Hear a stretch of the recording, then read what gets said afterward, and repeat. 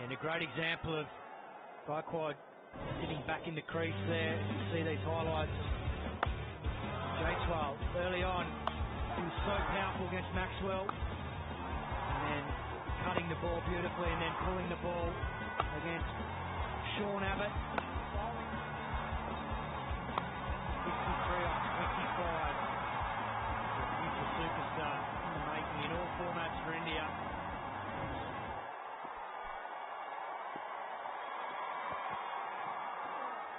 That's good bowling. Pace off, away from that swing, something that you were talking about, Garo, a while ago as well. Forcing the batters to go offside, and especially Ishan Kishan. The strike rate against slow ones, 233. But let's not forget that's like predominantly the first 6 overs. Yeah, that's right. You watch that thing, that graphic there that you watch flip on its head. All of a sudden, the faster ones will be more difficult. Bang, crunched away. Let's have a look at the pace of that. I think it's a slower one as well, and it's been smoked.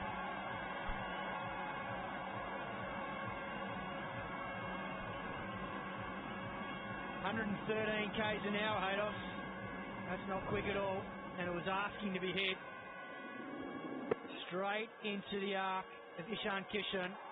He doesn't miss out on those. Once again, Australia paid the price for bashing this ball into the surface.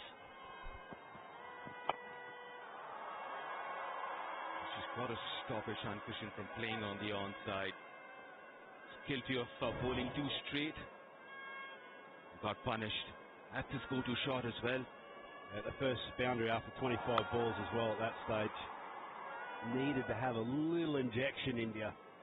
Was so good inside that first 6. And the last 5 have been quiet. This wicket is actually starting to reveal its true face, I feel. It's going to be acutely important now that these Australian bowlers just keep on backing their plans, backing their skills.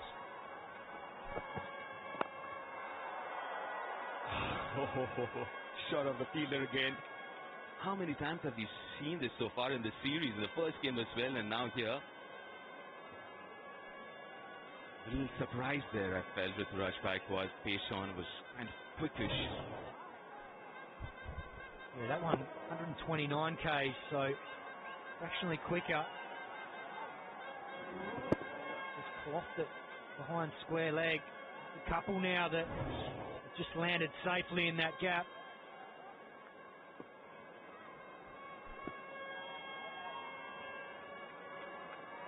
Quite a few pace off, and you would expect that from Stoinis. Slow one, but too straight. Gets away with that. 10 from that 12th over. It's 116 for 1.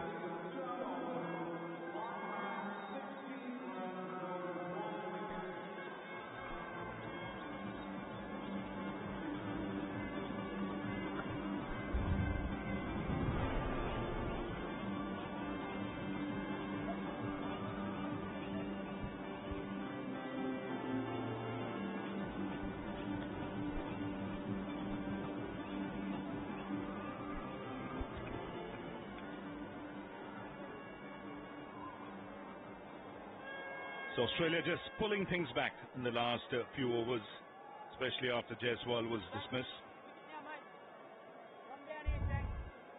But still India in a very good position to get a very big score here. There's Sangha.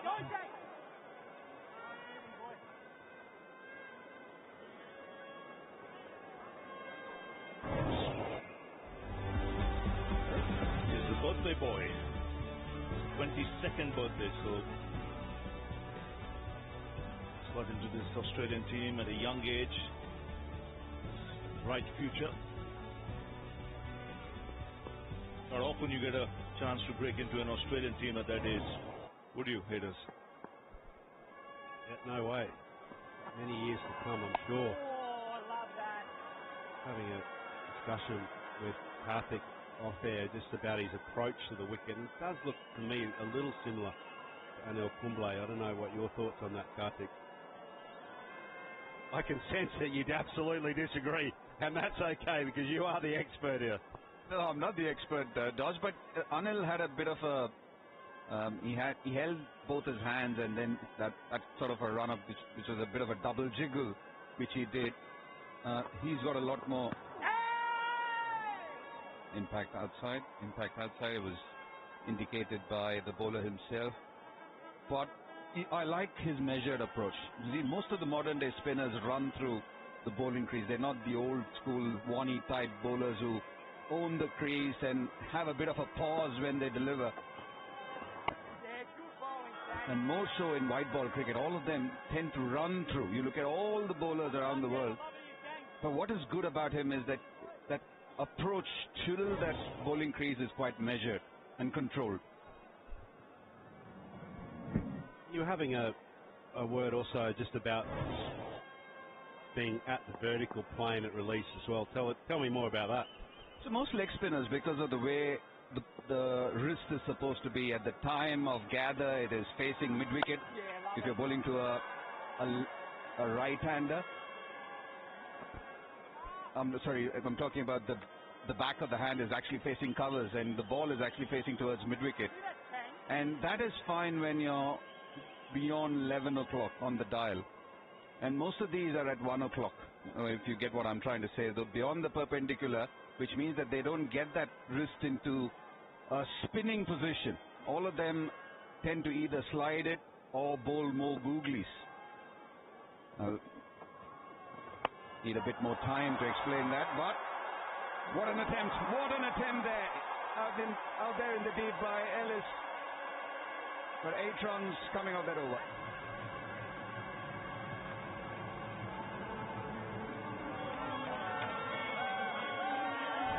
One of the first things that we said when we were out there doing the pitch report is how hard this outfield is.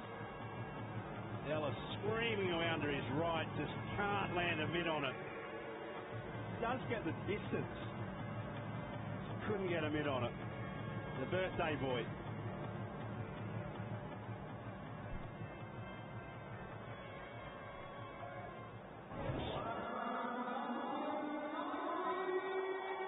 So Maxwell.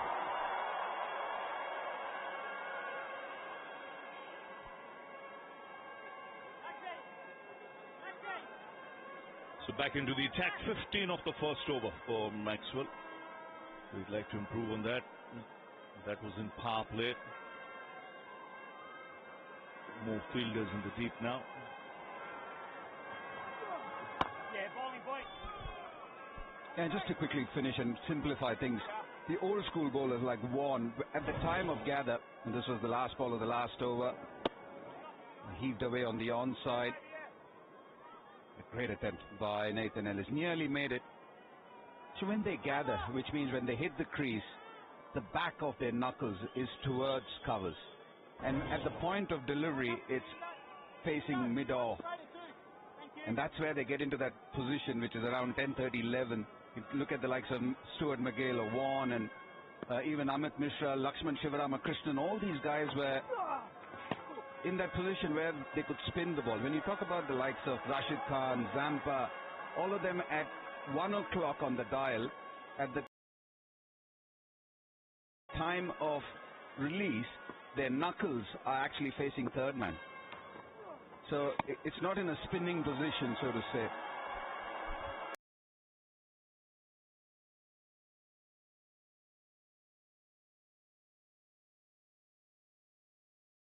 Well, to put a batting spin on this, as we see the 50 partnership come up,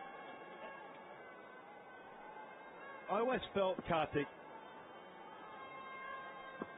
and Ravi, that when the ball is spinning, big. That's coming into the commentary box. Bang! Just needed a little more space. I might have just reached there. That's a big hit.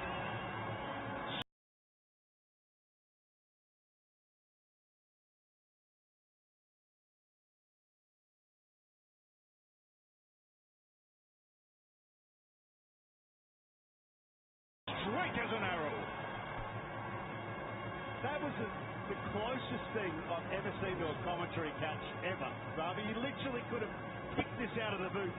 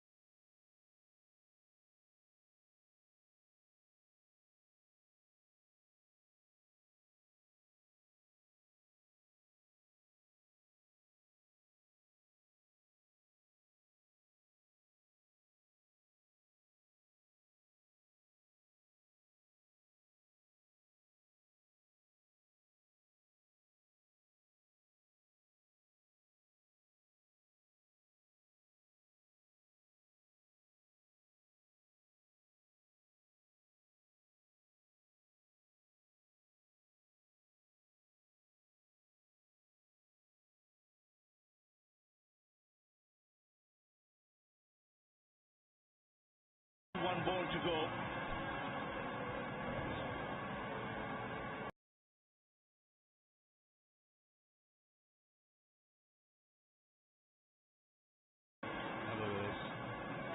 Bang. Really solid composure, just good contact. Always had the distance there. He's always going to just carry when he...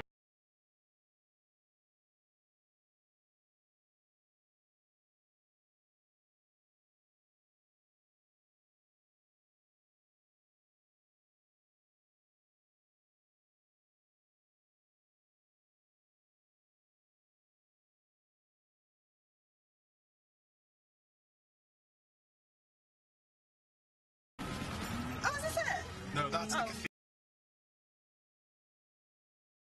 cathedral. That's what makes Newcastle a city, that one. Oh, sorry. It's this here. Oh, It's the one tiny. next to Yeah, it. it's tiny.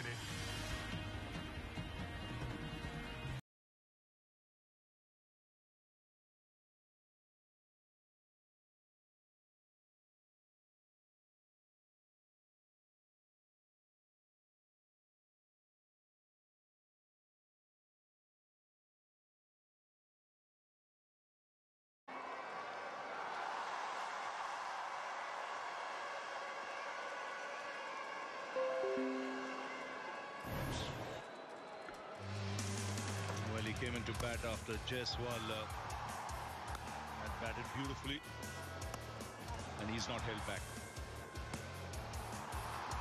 Like Jaiswal, he's got a wide range of shots as well. Has the power to clear the ground.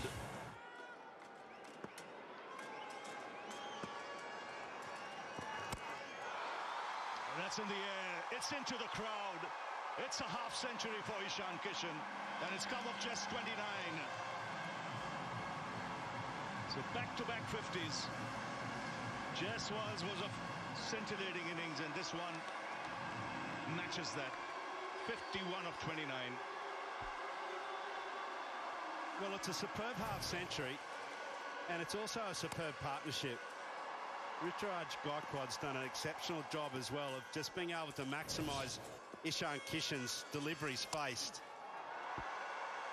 He's played smart cricket. Both of these guys have played really intelligent cricket. Hasn't just been boom, crash operating. It's been real finesse as well. Using the pace at times, using the lack of spin, using the wicket that's now just a due. Really quality. Absolutely. And it just goes to show right hand, left hand.